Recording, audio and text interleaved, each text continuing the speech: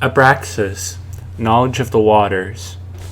The life of all beings, without exception, is ruled by a primordial force deep inside them. The nature of this force is craving, an appetite that is never satisfied, an endless restlessness, an irresistible need, and a blind, wild yearning. The essence of this primordial cosmic nature is becoming, chaotic and disorderly transformation, an incoercible flux, generation destruction, attraction repulsion, terror desire, formation dissolution. All of these elements are combined in a fire mixture that knows no rest.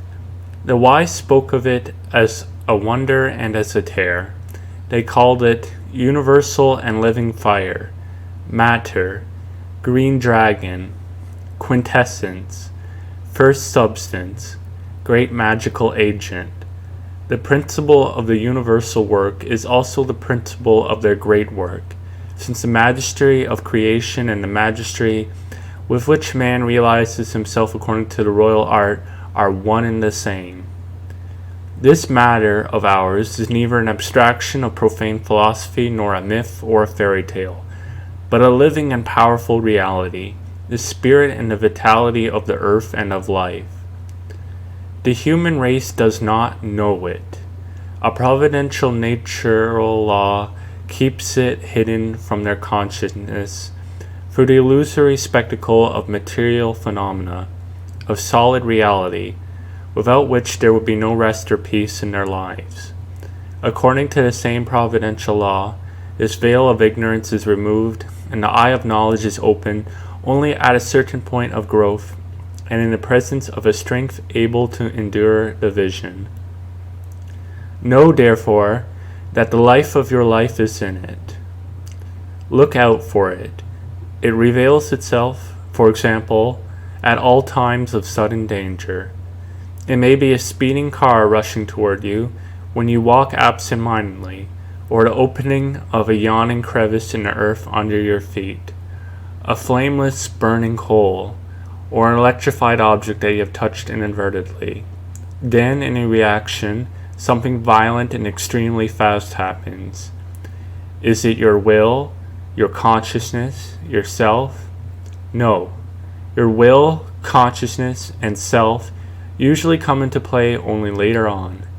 At the time they were absent and left behind.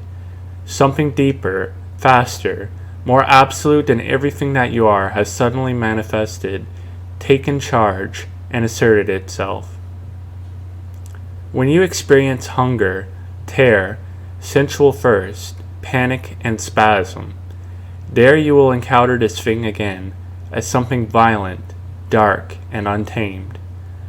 And if such intimations allow you to feel it, you will gradually be able to experience it as the invisible background of your whole waking life. The deep roots of inclinations, faiths, atavisms, invincible and irrational convictions, habits, character, everything that lives in you as animal instinct or as biological legacy, all the body's will, the blind thirst for life, yearning to generate, to preserve, and to continue itself.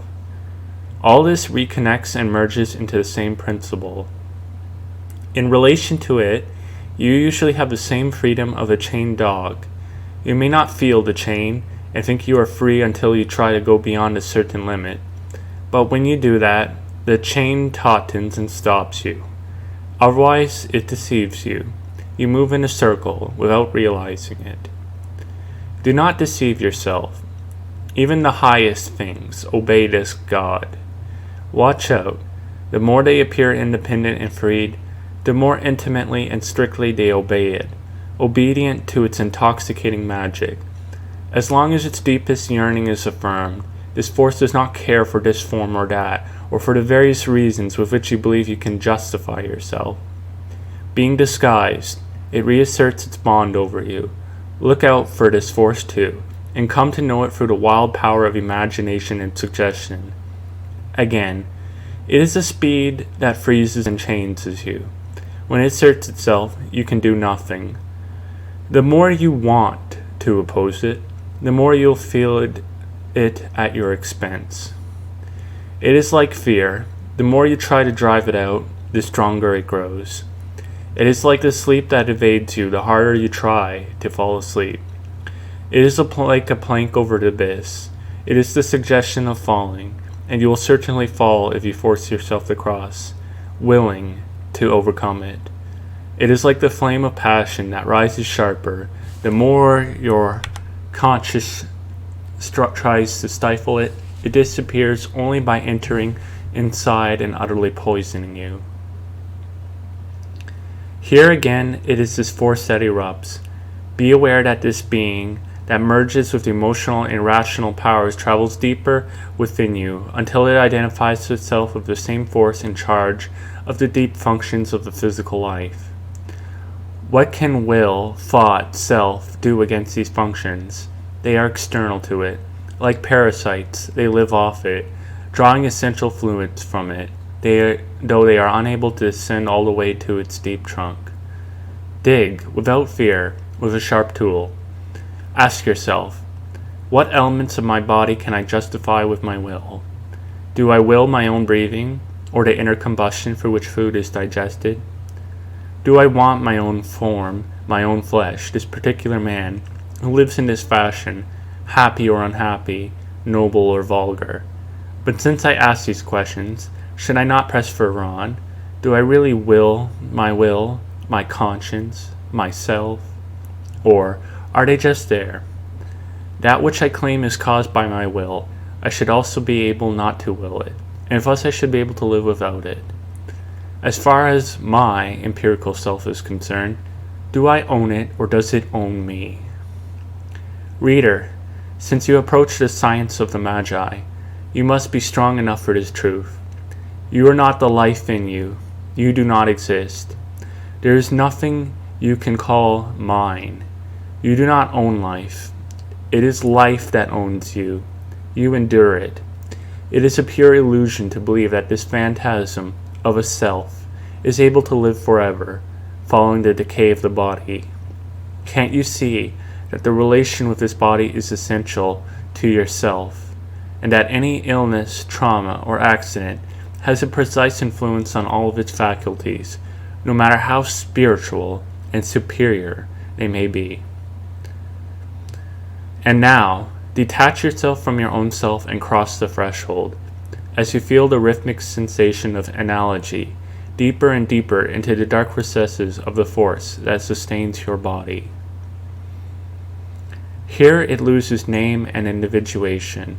The sensation of this force will expand to encompass the notions of me and not me, pervading all of nature, substantiating time, carrying myriads of beings along as if they were drunk or hypnotized, reaffirming itself in 1,000 forms, irresistible, wild, limitless, burning with an eternal insufficiency and privation. Think to yourself, this is. If this knowledge leads you back to yourself, and, as you experience a sense of deadly cold, you feel an abyss yawning beneath you, I exist in this, then you have achieved the knowledge of the waters. 2. In Buddhism, this knowledge of the waters corresponds to the realization of so-called samsara consciousness and of the truth of anatta, no soul. Beyond awareness of the unique life of a given individual, there is the awareness of the trunk, of which this life is only a branch. The primordial force of this trunk is experienced. Moreover, what is also experienced is the unreality of the self, and of everything that resembles the self. This is the doctrine of anatta. To feel samsara and to feel oneself in samsara is the presupposition, also in Buddhism, for the realization of that which is truly spiritual and transcendent. Note by In our tradition, these waters, or humidum radical humidity, have been symbolized as water, which is a downward triangle, downward direction, precipitation. They have also been referred to as the earthly Venus, as female and cosmic matrix.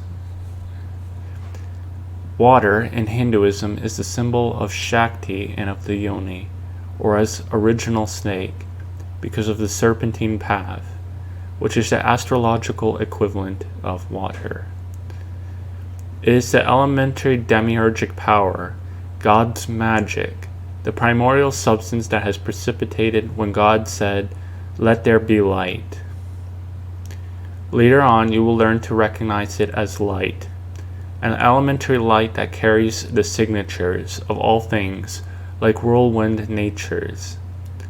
It is undifferentiated, being idea, substance, and motion, both physical and psychic. It is indifferent toward good and evil and to every form, in its plastic capacity to be transformed into all things. It is a blind yearning. In it, idea and reality are instantaneously and magically one and the same, just as in that reflection of it, that path leading to it, which is the power of imagination in man. Since everything is at the mercy of this force and exists through this force, know that he who learns to master it completely will be able to dominate through all of nature, fire, earth, air, and water, life and death, the powers of heaven and hell, because this force encompasses them all. And now, since you wish to learn about it, realize that the science of the Magi wills this and disdains anything that is not this.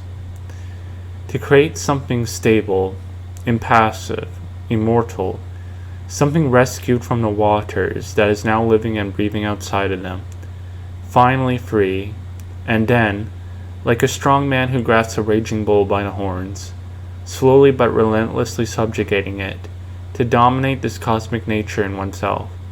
This is the secret of our art, the art of the sun and of power, of beneath you, I exist in this. Then you have achieved the knowledge.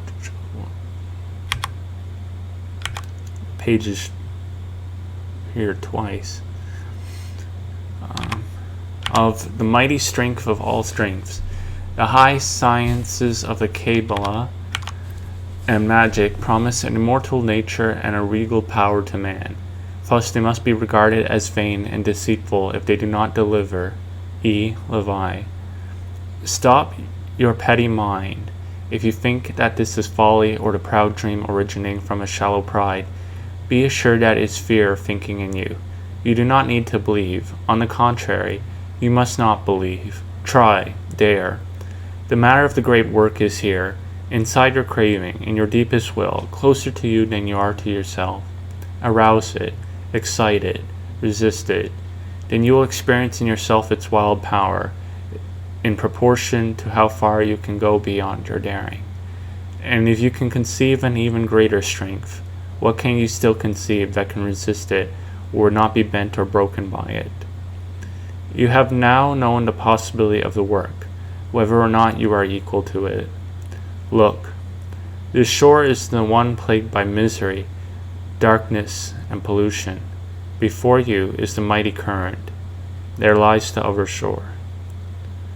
On this side are ignorant people, lacking knowledge, pale, passive, intoxicated,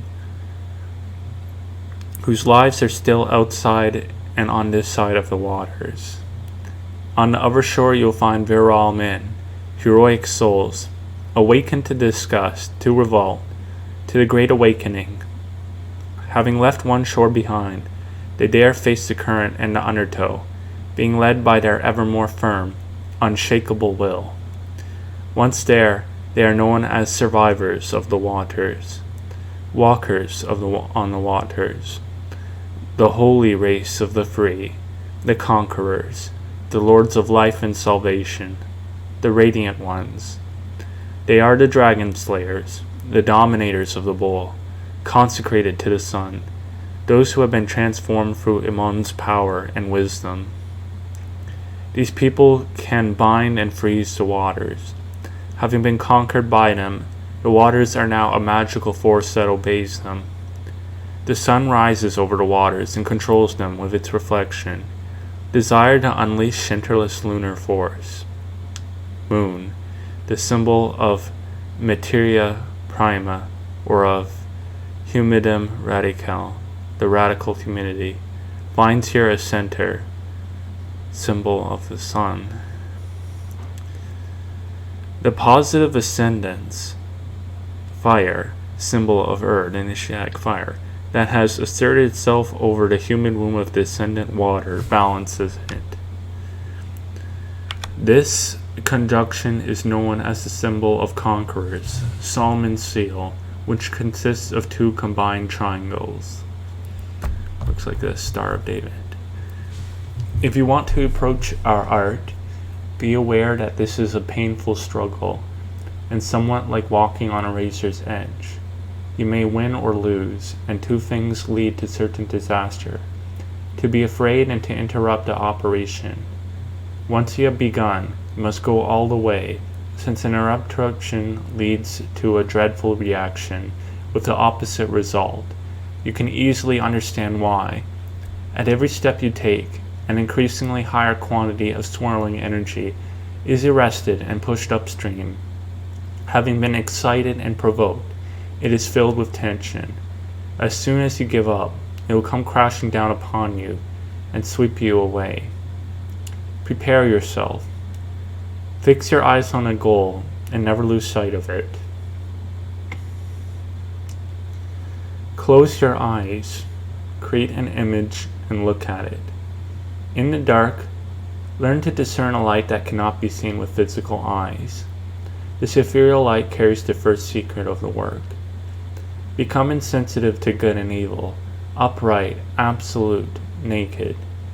Learn to will without yearning, without fear or regrets.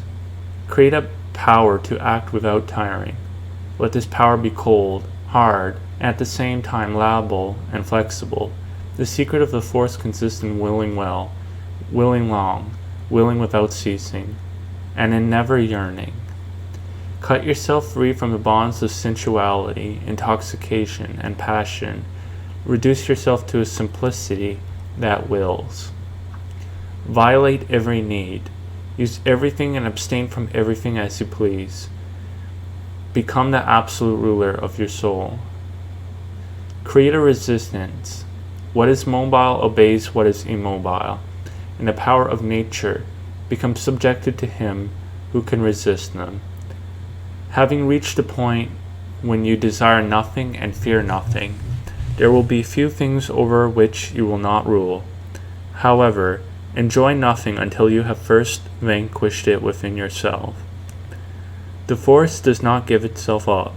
Take it. Dare. Being free, well balanced, strong, calm and pure, and having slain desire, say, I want. This is the first teaching. The door has been opened to you. The force is in you.